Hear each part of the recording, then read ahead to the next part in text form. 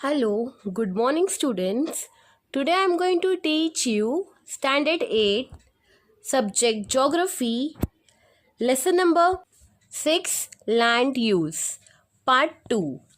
Our first point is Public Utility Area. Now for the various needs of the population, some services are provided by the local governing bodies, state government or the central government. The area under these services come under this category. Examples like hospitals, post office, police stations, police grounds, school, colleges, universities, etc. The land use under this category is very important.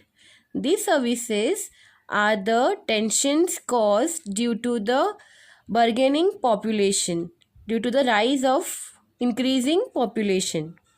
Let us see the next point, that is recreational land use. In cities, some areas have to be specially reserved for the entertainment, right? We all need entertainment in our life. To keep our mind fresh, we need a break in the form of entertainment. The use of such spaces is mainly for fields, small gardens, swimming pools, theatres, etc. So these are called recreational land use. Next point, mixed land use. Now in this, some areas we find all the uses together. That is why this point name is mixed land use. Some areas are said to have a mixed land uses. Some examples like residential areas and entertainment areas. On maps, special colors are used to indicate such areas. We have seen the map on the Google or in any kind of picture or the books. We have seen many maps, right? So to show this mixed land use, there are special colors they are using so that we can identify it easily, like red color for residential area, blue for commercial, yellow for agriculture and green for forest areas. So with the help of these colors on the map, we are able to identify that which color indicates what land use. Okay, now let us see transitional areas and suburbs. Now, rural settlements start outside the boundary areas of urban settlements, right? In urban settlements, we do not find rural area. So, it is the outside of the boundary of urban settlement. But the intermediate area in between is called the transitional area. In this area, there is a blend of rural and urban land use. So, in this area, land use is of a mixed nature. In this type of zone, cultural activities are also of a mixed type. Over time, this area is converted to an urban area, and these regions became suburbs.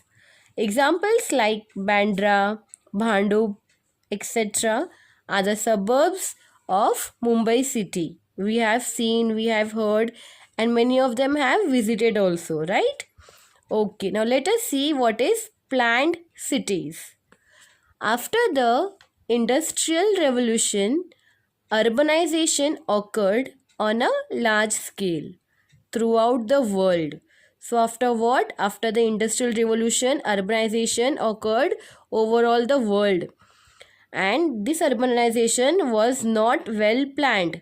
Cities began to grow in a haphazard manner. Because of employment opportunities, there is a large scale of migration to cities occurred. So because of the rise of population, many people started going from rural areas to the urban areas in the search of employment. As a result, the availability of land is always a serious problem in cities, because we can't tell anyone that you are living in a rural area, so you can't come here and you cannot work over here, right? So every time this is a serious problem, that land is very less and population is very more. A lot of diversity is visible in the land use of cities. Limited land, varied land uses, and bargaining cities resulted in the thought of having planned cities for the future. Even before a city grows, its land use is predetermined and a planned layout is prepared. So, to have a planned cities, to have a growth development area, everything is prepared, everything is pre-planned. Whatever the structure is there, how much area will be required, each and everything is predetermined and had a planned, and they also have a layout of the project, and accordingly the cities are developed with the help of this pre-planned layout. Singapore, Seoul, that is South Korea, Zurich, that is Switzerland, Washington DC, that is USA, Brasilia, Brazil, Chandigarh, Bhubaneswar, India, etc. are the examples of planned cities. So in India, which are the two main planned cities? Chandigarh and Bhubaneswar. Okay. Now let us see the geographical explanation of this. Now you must have realized that in different countries, the percentage under various land is different based on the availability of land and the population of a country, its equality and needs. Land use types vary, means it differs. In Japan, for example, the percentage of land under forest is more and the percentage of land under permanent agriculture is very low. So, as compared to this, our India, the percentage of land under forest is low, while the percentage of land under permanent agriculture is very high, where it is high in India. Now, let us see what is 712 extract. Now, in this land utilization, we have seen, right, how a land is put to different uses. Now, the ownership of this land could be private or it may be public also. But the land registration in this is done under the revenue department of the government. So, who is doing this land registration? Revenue department of the government. All the information about the registered land can be obtained from this revenue department. In the 712 extract, let us get some information that what this 712 extract contain. Now, one can get to know under whose ownership the land is with the help of this 712 extract. The extract is a record kept by the Public Revenue Department. The 7 by 12 extract is a kind of a mirror about the land. This is just because by reading the extract sitting in one place, one can get complete information about the piece of the land without going over there. The register of the revenue department records the details of the ownership rights of the family, status of debts and loans, and it also contains transfer of ownership and the area under the different crops.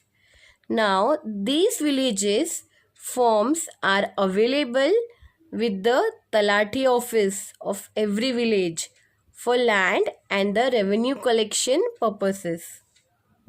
Let us further see how the 7 by 12 extract can be read. How to read it? Occupation class 1 means the land over which ownership rights are available through generations. This is ancestral property. Occupation class 2. It means the land given by the government to marginal farmers or landless people.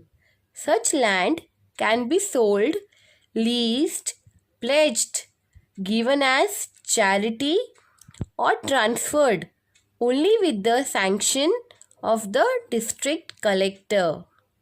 Then below that, under assessment, the amount of tax levied on the land is given in rupees.